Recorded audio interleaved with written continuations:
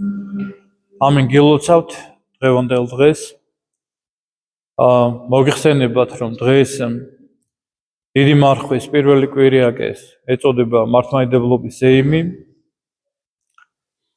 და ზეიმი იმისაა, რომ ხარობენ და დღესასწაულობენ. განსაკუთრებით ხარობს ზეციური მოზეიმე ეკლესია და მებრძოლი მიწიერი ეკლესია ამ დღესასწაულს.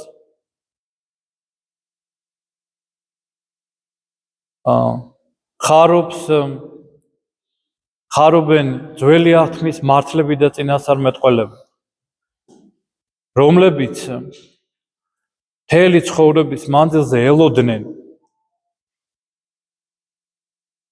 მესიას და მისი მოძღვრების მოსვლას.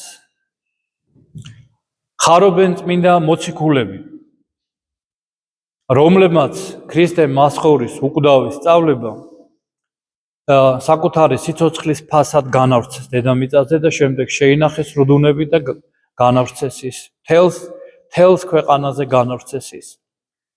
ხარობენ წმინდა მოწამეები, რომლებმაც ჭეშმარიტების დასაცავად სისხლი დასთხიეს. ხარობენ წმინდა მამები, რომლებმაც ყველაფერი გაიგეს თვით ცხოვრება, რათა დაეცვათ წვალებლობებისაგან, დამახინჯებისაგან ეს წმინდა მოძღვრება. ხარობენ ყველა წმინდა მართალი ადამიანი. ხარობს ყველა წმინდა მართალი ადამიანი, რომლებმაც ეს წმინდა მოძღვრება, ქრისტე მაცხოვრის წმინდა სარწმუნოება ცხოვრებით აღასრულა. და ხარობთ ჩვენ მასთან ერთად მორწმუნე ქრისტიანები,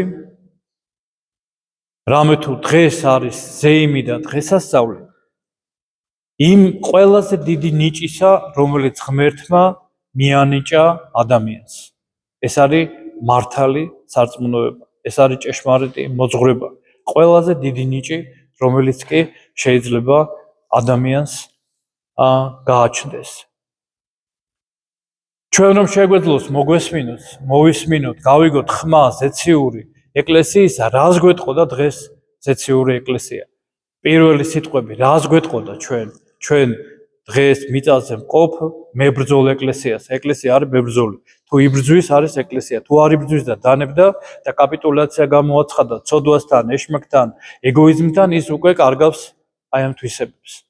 მებრძოლ ეკლესიას რას გვეტყოდა? ის გვეტყოდნენ, აუცილებლად გვეტყოდნენ პავლე მოციქულის სიტყვებს. მოძღვრება დაიმარხეთ. ქრისტეს წმინდა მოძღვრება დაიმარხეთ. ნურც მოაკლებთ მას და ნურც მიუმატებთ რამეს. ეს ყველაფერი პავლე მოციქულის სიტყვები.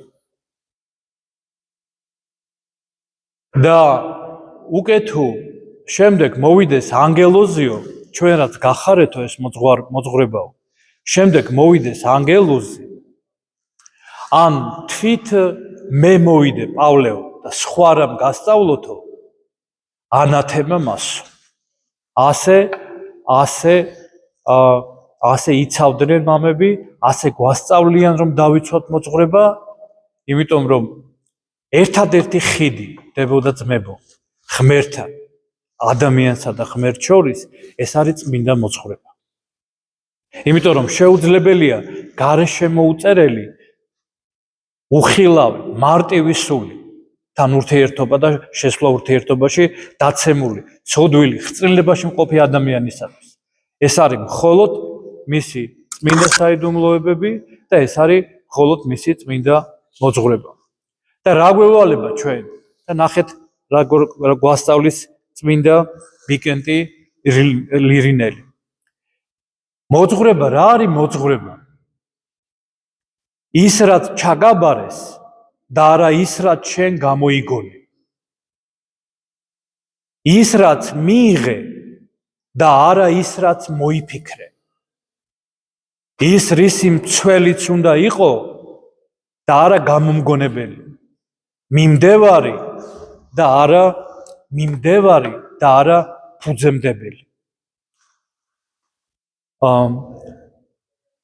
და ყველა მამა, ყველა წმინდა მამა ერთხმად ამბობს და ამტკიცებს ამას. ყველა წმინდანი ეკლესიის დასაბამიდან დღემდე ყველა ამტკიცებს, რომ გარდა თვინიერ მართლისა სარწმუნოებისა შეუძლებელია მართალი სარწმუნოების ცოდნისა და დაცვისა შეუძლებელია ღმერთთან მიახლოება და მარადისობის მამა.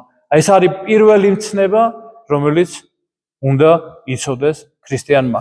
მართალი სარწმუნოების ცოდნა და მისი დაცვა. მაგრამ როგორც ამბობს წმინდა ტიხონ ზადონელი, საოცარი სწავლება აქვს წმინდა ტიხონ ზადონელს, რომელიც ამბობს, რომ მართალია ქრისტიანისთვის სიცოცხლისათვის აუცილებელია წმინდა დოკვანტების, წმინდა სარწმუნოების შენახვა, მაგრამ მხოლოდ ცოდნა და დაცვა სარწმუნოებისა არ აქცევს ადამიანს ერთგულ ქრისტიანად.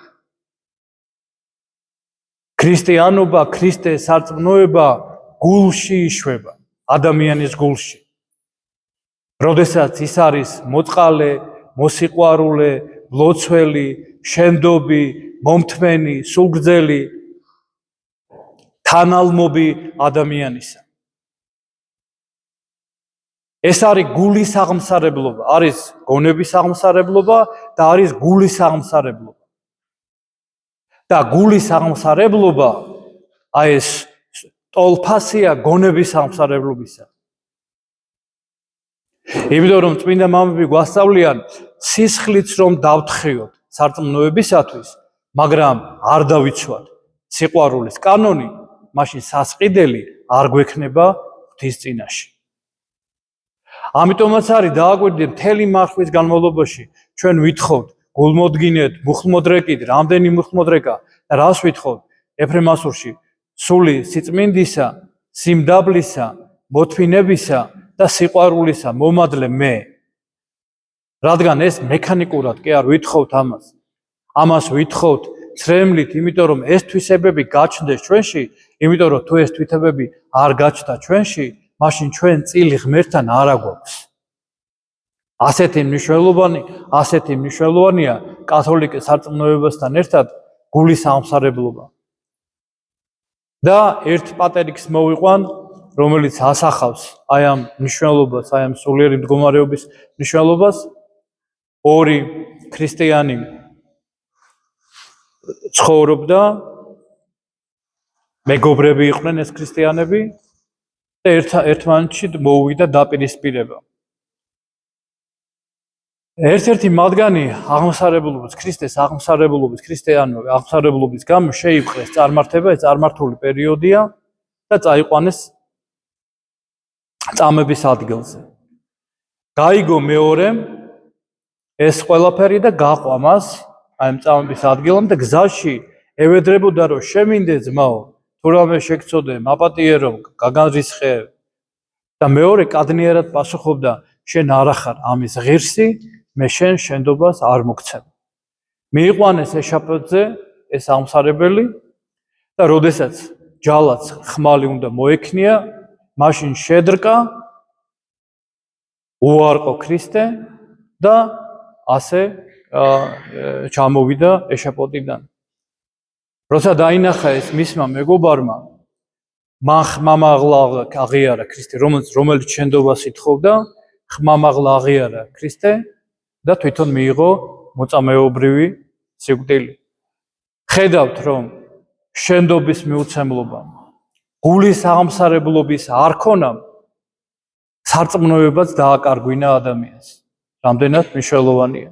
და პირიქით, როდესაც ადამიანს ჰქონდა ეს გულის აღმსარებლობა, მან ასეთი უშიშრობა გამოიჩინა და თავი დასდო სარწმუნოებისათვის. ვერავინ დედამიწაზე ვერ მოიგონებს ვერცეთ გზას, არც ერთი გზა არ მიდის ღმერთთან. გარდა ამ ორისა დებოდა ძმები. ეს არის წმინდა კათოლიკე სამოციქულო ეკლესიის სწავლება, ეს არის მართალი სარწმუნოება და მცნებათა აღსრულება. ეს არის ორი ფრთა, ცარი ფრთით ვერავინ ვერ იფრენს. ორი ფრთა, რომელთაც შესაძლებელია რომ ამ ქვეყნიურ მიზიდულობას, ამ ქვეყნიურ საცდურებს ადამიანი გაუსხლდეს. ღმერთმა დაგლოცოთ, ღმერთმა გაკურთხოთ, ღმერთმა გვამყოფოს ყველანი წმინდა კათოლიკე სამოციქულო ეკლესიის წიაღში. ეს არის უდიდესი წყალობა, უდიდესი ბედნიერება. იმიტომ რომ ასე წერია ფსალმოში, ნეტარ არს ერი, რომელმან იცის გალობა შენი. გალობა შენი იგულისხმება ნეტარ არს ერი, რომელმან იცის სახელი შენი. ნეტარ არს ერი, რომელმან იცის სწავლება შენი უფალო. ნეტარ არს ერი, რომელმან იცის ჭეშმარიტება შენი. და ღმერთმა ამ ჭეშმარიტებაში მოიყვანოს ყველა ადამიანი, ყველა ქრისტიანი და ღმერთმა დაგლოცოთ და გაგახაროთ.